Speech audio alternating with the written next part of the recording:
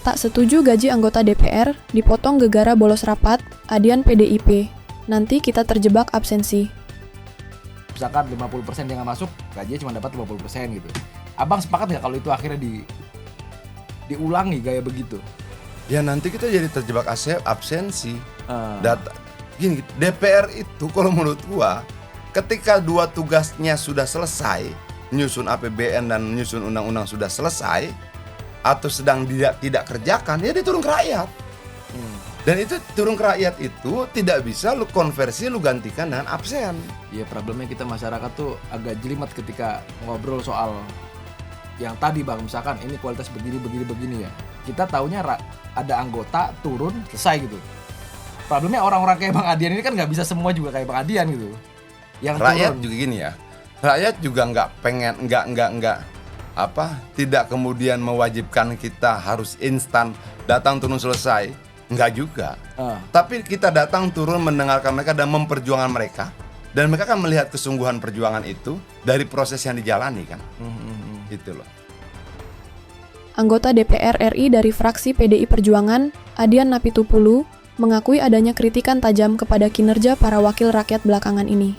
Namun, ia menilai tak seharusnya gaji anggota DPR dipotong lantaran tak menghadiri rapat-rapat sebagai legislator di Senayan. Usulan potong gaji itu mengemuka di tengah masyarakat seiring protes yang terjadi belakangan ini. Adian pun juga ditanya tanggapannya soal usulan ini dalam podcast yang ditayangkan akun YouTube Keadilan TV. Menurut Adian, ukuran kinerja anggota dewan tidak bisa sekadar dilihat dari absensi. Setelah penyusunan undang-undang dan anggaran pendapatan dan belanja negara (APBN) rampung, anggota DPR seharusnya turun ke masyarakat untuk menjalankan fungsi pengawasan. Adian menjelaskan, masyarakat kerap menilai kualitas anggota DPR dari hal-hal yang terlihat sederhana, misalnya hanya hadir rapat atau turun menemui warga. Padahal, kerja DPR jauh lebih luas dan membutuhkan proses panjang. Ia menegaskan, tidak semua anggota DPR bisa memiliki pola kerja seperti dirinya yang sering menemui rakyat. Namun, yang terpenting, kata Adian, adalah kesungguhan memperjuangkan aspirasi warga melalui proses politik di parlemen. Rakyat juga nggak pengen. Kemudian, mewajibkan kita harus instan datang turun selesai. Nggak juga. Tapi, kita datang turun mendengarkan mereka dan memperjuangkan mereka. Dan mereka kan melihat kesungguhan perjuangan itu dari proses yang dijalankan, pungkas Adian. Lebih banyak dugaan atau kritikan dari masyarakat itu banyak sekali faktor kepentingan elit, bukan pro rakyat.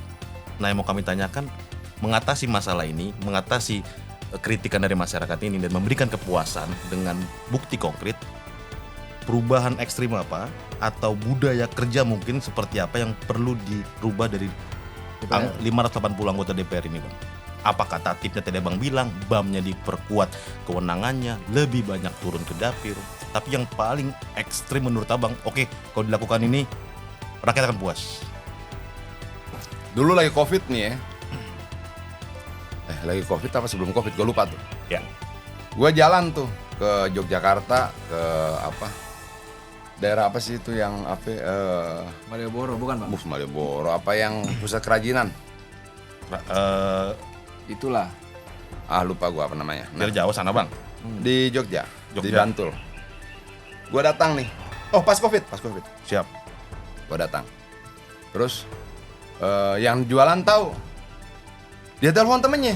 Ada Bang Adian. Datang tuh bertiga berempat. Bang, kita ngobrol sebentar.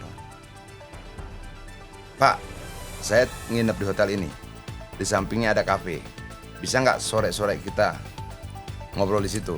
Saya jalan dulu sama anak sama istri sebentar nih. Ya, kasih alamat. Nah, sore dia datang tuh sekitar 15 orang. Oke, kita ngopi. Mereka cerita gitu loh. Nah, fungsi-fungsi memperjuangkan rakyat itu bisa nggak kita lakukan dalam situasi itu? Bisa. Itu loh. Dan itu gue lakukan. Lalu gue telepon waktu itu Teten, Pak Menteri Teten, ini gimana ceritanya nih? Sudah 70 tahun lebih kita merdeka, bikin kontainer aja nggak bisa. Gitu. Kenapa? Karena mereka mau ekspor kerajinan-kerajinan produksi mereka, tidak bisa karena terbatasnya kontainer. Karena COVID kontainer dari luar tidak bisa masuk. Kira-kira seperti itu. Ya kita bikin aja dong. Sudah bagus, mereka produksi sendiri, mereka cari pasar sendiri, mereka modalin sendiri. Negara memfasilitasi kontainer aja. Iya. Gagal. Kan sakit kepala kita gitu loh. Nah itu gua telepon Teten tuh, lu gimana sih menteri? Wah. Tapi nah gua tuh sering begitu gitu loh. Langsung aja gua telepon. Itu kan abang nggak menjawab pertanyaan saya tadi. Pertanyaan yang Dari mana ya? DPR-nya ini harus ada perubahan ekstrim apa dari kelembagaannya kepada para anggotanya untuk memuaskan rakyat. Contoh Coba lu misalkan, cek Bang. gini. Ya, Apa alat ukur kinerja DPR? oke. Rata-rata bilang jumlah undang-undang yang dia buat. Janganlah. Undang-undang itu udah banyak bener.